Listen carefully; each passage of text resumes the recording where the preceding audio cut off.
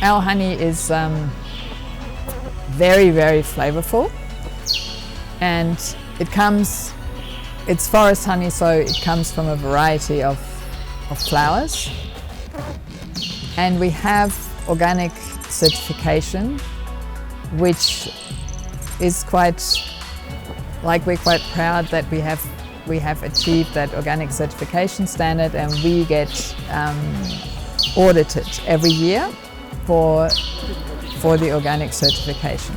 And the organic certification, we are actually certified as wild collection.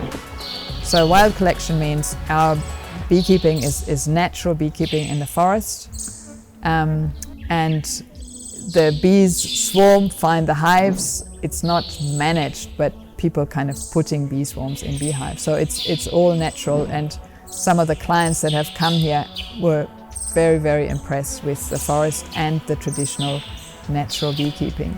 And I think that kind of carries into the flavor.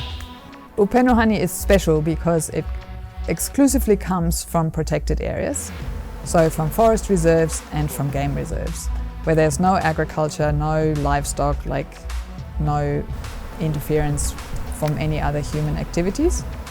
I think we are in the area that has the most potential for honey production, because it is the area where there's the biggest areas of contiguous forest left. So the western part of Tanzania, and we are buying from Geita district down to Chunya district, and there's a lot of large protected areas in there. So it's the biggest area of forest. Other areas might be around Iringa and Njombe area, potentially. There's also other areas that are not necessarily for organic honey production, but still big honey production, like Iringa, Dodoma. They're also good areas for honey production. Singida also. Well, I think Miombo Woodlands, number one is that they cover such a big area, and they have a very big variety of trees, which are flowering, and they also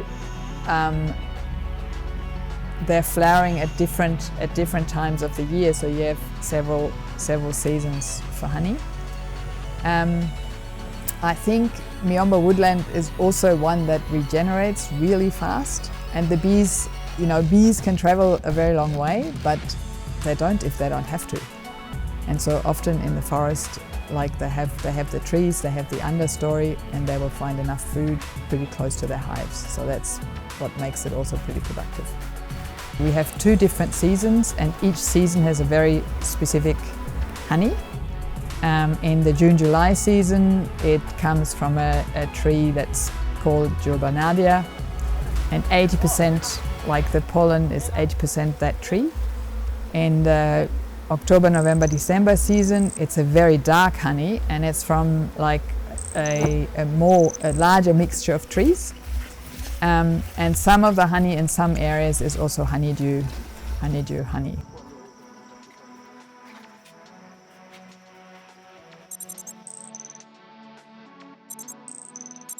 Mimi nimeanza kuja huku polini nikiwa kijana tangu mwaka 67. 67 niliendelea mpaka mwaka 72 nilipokuwa nimeoa. Tukawa tunakuja na mzee kwenye kambi hili. Baadaye tukawa tunaendelea mpaka 70 na ngapi hiyo, 78, 79, 80. Mzee akaanza kuchoka. Nikabaki nikashika ukanda mimi. Nikawa nakuja na vijana wangu tunaendelea na ushonaji wa mzinga au uchongaji wa mzinga, tunatungika. Kuhusu au nilivyokuwa imenipa manufaa hii asali, na ndio mimi naishi nayo tangu zamani. Nimekulia hii kwa mzee mpaka hivi sasa hivi. Na nimepata faida kuhusu na hii asali. Nimejenga nyumba kupitia hii asali, kama nyumba 2, 3 hivi kupitia hii asali na kilimo. Upendo Honey ndio ambacho imetuinua zaidi kwa hapa, na tuliomba zaidi aendelee sababu kutoka ambapo tumeanza hatujapata bei ya namna hii. Ambacho nimeona zaidi ni wepesi ambavyo zamani tulikuwa tukifika hapa kutoka polini huko unakuwa tena mikiki za kuchuja asali, lakini sasa hivi imekuwa ni wametuboresha zaidi. Unafika tunaipanga vizuri, unakaa na unapumzika. Hiyo ndio imekuwa unafuu tena wa mfugaji. Si ananua pamoja na masega. Ilikuwa kama kipindi kile nikitoka poni nalala saa 6 saa 7 usiku. Lakini sasa hivi ni jioni nalala saa 2 nimeshapumzika. Hii changamoto zaidi ya huko polini kubwa ni kuhusu wanyama, lakini wanyama sio wakali. Tunachokiogopa sana zaidi ni nyoka. Sababu nyoka uwezo ukamwona, unaweza umefika kama hapa na hapo ndio unashtuka, lakini mnyama unamwona kwa umbali. Tembo kama tembo ndio kabisa unamwona kama kule ni mkubwa. Simba na yeye kwa kuwa anatembea kwa kunyatia ni rahisi kwa kumwona kuliko ni nyoka. Bees require flowers. And I think you find bees outside of forests. Bees are pollinators, so they're in agricultural areas. They are like, what is important for bees, like when someone sites a beehive, is that there's food available, like flowers, nectar and pollen, and they also have access to water. That's important for them. And then the kind of honey you get, that then depends on whether it's forest or agriculture or stuff like that. But the bees themselves, they're happy in the forest, obviously, but they also forage in other areas. Well, besides deforestation, I think the biggest threat is fire. People light a lot of fire in forests, and different people light fires for different reasons. Sometimes beehives get burnt, or if there's bees abscond because of smoke. So that would be, other than encroachment and deforestation, that would be the biggest threat to bees in the forest. If you ask the beekeepers what's your number one problem, depending on what areas you are, they will say the honey badger going to steal the honey, and they are very, very, very, very resourceful, these animals. So there's room for all sorts of different beehives. The one that we don't necessarily promote is the bark hive, because to make a bark hive you basically kill a tree. But for example, log hives have a very good productivity and you can harvest them sustainably. That's another important thing that we are looking at, whether you can harvest sustainably.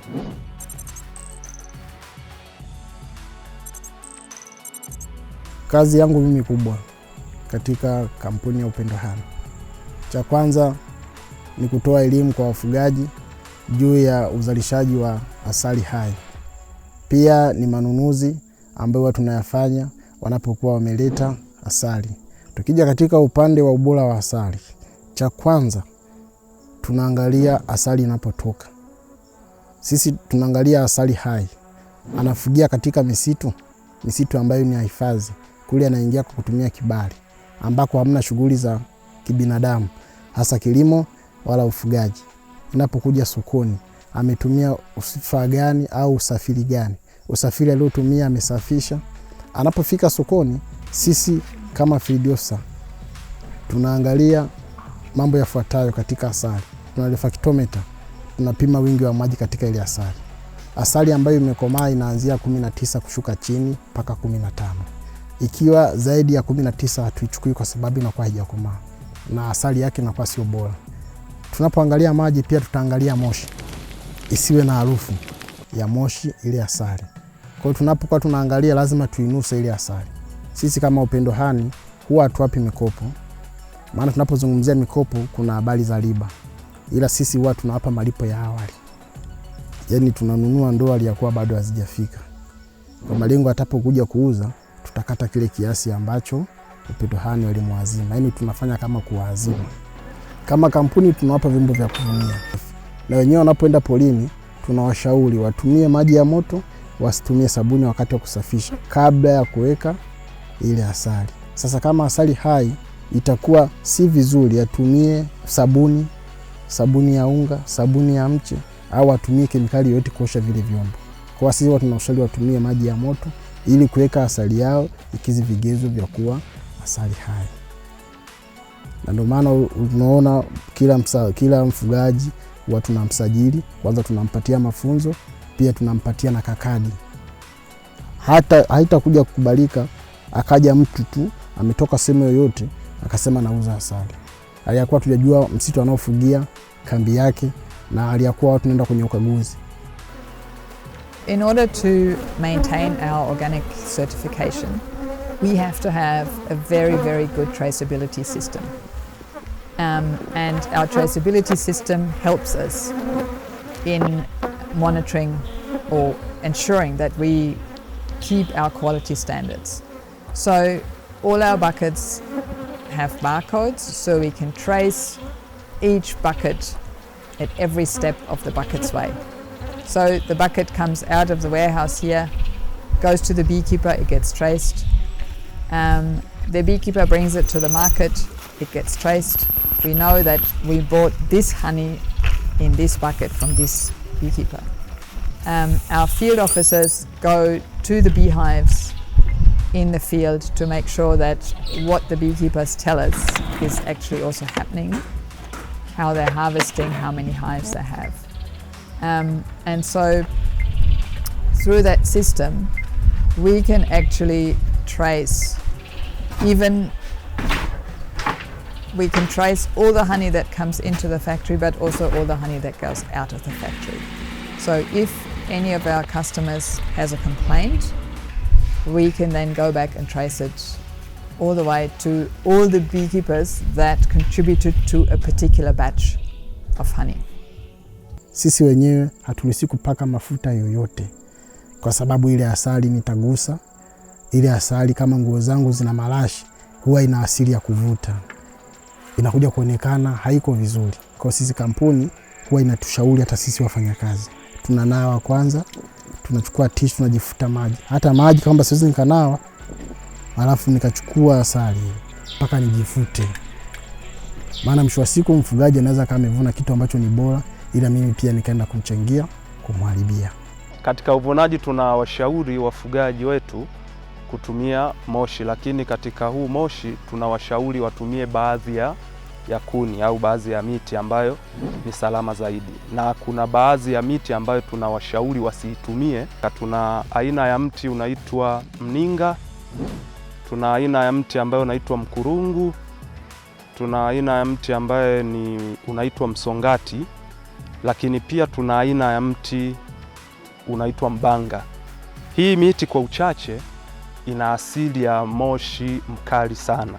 Tunawashauri watumie hasa aina ya miti jamii ya miombo, ni nzuri zaidi kwa matumizi ya uvunaji wa asali. Miti hii nayo pia bado tunawashauri wafugaji watumie ikiwa imekauka, inaelekea kama kuoza.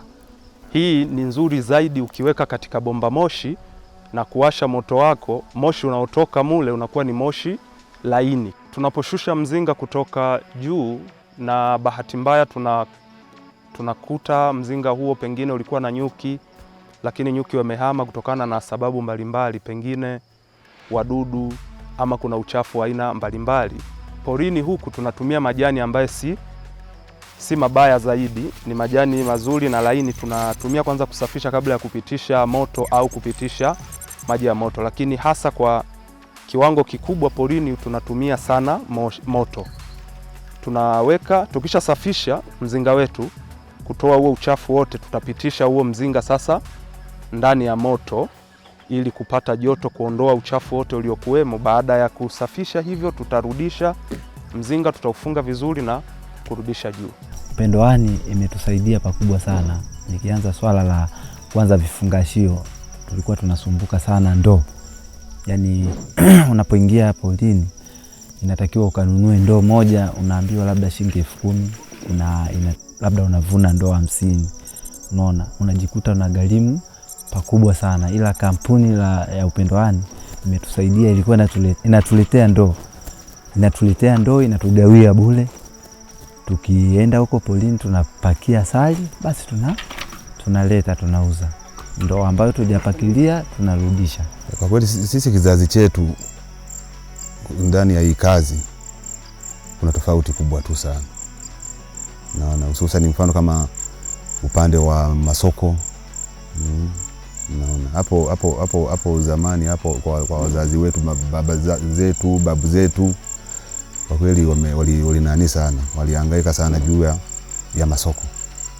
Walihangaika sana. Ilikuwa nafikiria tunapewa historia, walikuwa mpaka wanachukua asali wanatembea nazo kwa mguu mpaka Tabora huko. Na wanakwenda kutafuta masoko. Naona mpaka ilikuwa nafikiria walikuwa wanasema kwamba asali hizi walikuwa saa nyingine wanazimwaga tu, wanabeba nta kwenda kuuza. Naona na sio hapa, ni Tabora huko ndio kulikuwa na masoko hayo. Lakini sisi kwenye kizazi chetu hiki hususan kama hivi size tuna hii kampuni ya Upendo Honey. Unaona imetusukuma sana. Imetusukuma sana. Ndio maana nilikuwa nazungumzia hata uibu ya vijana wenzangu wa umri wangu, kama kuna uwezekano ni kuendelea tu kuhamasishana, kwa sababu saa hizi soko lipo nzuri, tunauza, tunapata hata manufaa kidogo. Mtu unaweza ukafanya kitu chochote, ni bidii yako sasa na kuipenda kazi. Wangetuongezea tu labda tunapata labda semina tu tofauti mara kwa mara, ili labda mfano juu ya kuboresha labda ufugaji wa nyuki. Unaona, kwa sababu si unajua ufugaji bila elimu unaweza ukakuta kuna vitu unaweza ukawa unavikosea kwa sababu hujapata elimu. Hujapata elimu ya muendelezo wa ufugaji wa nyuki. Baada ya kuwa labda hili kampuni limekuja, unaona sisi tumeanza kupata bei nzuri. Sasa nikipata bei nzuri, maana yake utofauti lazima uwepo, napata nguvu kidogo, naongeza mizinga, nafanyaje tofauti na wazazi wetu hapo siku za nyuma. Yaani huo mfumo dume uliweza kututawala, hatimaye kutufikishia ambapo mahali ambapo wanawake tulinyanyasika kuto kuelewa. Lakini sasa baada ya kuwa hamasa, baada ya kuwa elimu inaenda kutolewa ya ufugaji wa nyuki na mambo mengine, yani uboreshaji wa mizinga na utengenezaji wa mafuta na mambo mengine, imeenda kuonekana kwamba mwanaume kumbe anaanza kusema kwamba yeye ni kichwa cha nyumba, lakini kumbe mama naye akipata elimu na kuweza kupata nini, anaanza kumsaidia baba kushinda ile, yani anaanza kushinda pale mwanzo alipokuwa. Tena asali, unapokuwa kila asali hauzeheki. Asali unakiwa unaendelea kula asali, unaendelea kuwa kijana, unaendelea kuwa binti mzima. Tulikuwa tunaomba serikali ili iweze kusikia jambo hili, iweze kusikia kilio chetu, wasitukataze kwenda porini. Tuweze kwenda kwa wakati, tunapotoa zile leseni zetu. Zinaonekana kwa zile leseni ni zamana sana, lakini inaonekana sasa sisi tunapokuwa tumetoa ile leseni tunaenda msimu mmoja tu kwa mwaka. Sasa tunapokuwa tukienda kwa mwaka, wafugaji hawa tunaenda kunyanyasika. Hatupati nini? Hatupati mavuno kwa wakati, kwa sababu hatuende kukagua mizinga yetu kule porini. Kwa tulikuwa tunaomba bali vitolewe kwa wakati kwa ajili ya kuweza kukagua mizinga na kuweza kuangalia mzinga ulioharibika, ule ambao hauna nyuki, namna kuweza kusafisha ili nyuki apate kuingia mahali pale, tuende kujiongezea kipato. Kwa kazi zilizopo hapa na watu wengi au wafanyakazi wengi ni wa jinsia ya kike, ni kitu kizuri, kwa sababu wanasema ukimsaidia mwanamke sasa umesaidia yani watu wengi kwa ujumla, na wanafanya kazi zile ambazo wanazotakiwa ufanye wanaume, na wao pia wanafanya. Upendo Honey imewapa fursa wanawake wengi, maana kuna wamama wengine wako majumbani hawana kazi yoyote, wanategemea kwa waume zao. Kwa hiyo Upendo Honey imeona itoe fursa kwa ajili ya kuajiri wanawake, na pia wanawake tuna sifa nyingi, tukipewa kazi tunafanya kazi. Wanasema mwanamke anaweza akaconcentrate kwenye swala moja. Mfano tuchukulie kwa watu wanaochakata ndani. Watu wanaochakata ndani wakipewa kazi ile ni kuchakata tu. Ni Mungu katupa kipawa cha kujichanganya na kufanya kazi zaidi. Ni kile kitu ambacho unaweza ukampa mwanamke kazi fulani afanye, akafanya kwa umakini na kwa wepesi na kwa uharaka zaidi. Kwa hiyo tuchukulie mfano watu ambao wanachakata asali, processing. ni watu ambao wako makini sana muda wote na wanatumia vyombo vya umeme. Kwa hiyo lazima akili zao ziwe kwenye kile kitu wanachokifanya. Kazi ziko na ni kazi za nguvu zinazofanyika hapa. Unaweza ukaambiwa wanawake, nyanyweni lipipa, mweke kwenye toroli, lipandishwe kwenye gari. Yaani kwa sisi wanawake hapa kampuni tunaweza. Yaani na sio useme ukimwona mtu ni mdogo au ni mwembamba ana nguvu. Tunaweza. Tunaposhikamana watu 2 watatu, kuna nguvu katikati yetu. Yaani tunaweza kufanya kazi vizuri zaidi. Ili Kigoma yetu iwe na maendeleo, ama ili kitu ambacho kitakachoitambulisha Kigoma yetu, kwanza wawekezaji waendelee kuingia katika mkoa wetu huu. Leo tuna hiki kiwanda hiki, tunasafirisha asali kama hivi, lakini kuna baadhi hata viongozi hawajui kama hapo kuna kiwanda na hapo Kigoma hii. Kwa hiyo kwanza watembelee, waone fursa. Wakiona fursa ambazo watu wanazo, ndio watajua kwamba hawa watu wanahitaji nini, kwa sababu yamkini labda sisi tuna bidhaa zetu. Kwa hiyo tunataka kwamba waboreshe miundombinu hasa kwenye barabara. Manake barabara yetu ya Kigoma kwa mkoani Dar bado haijawa rafiki sana.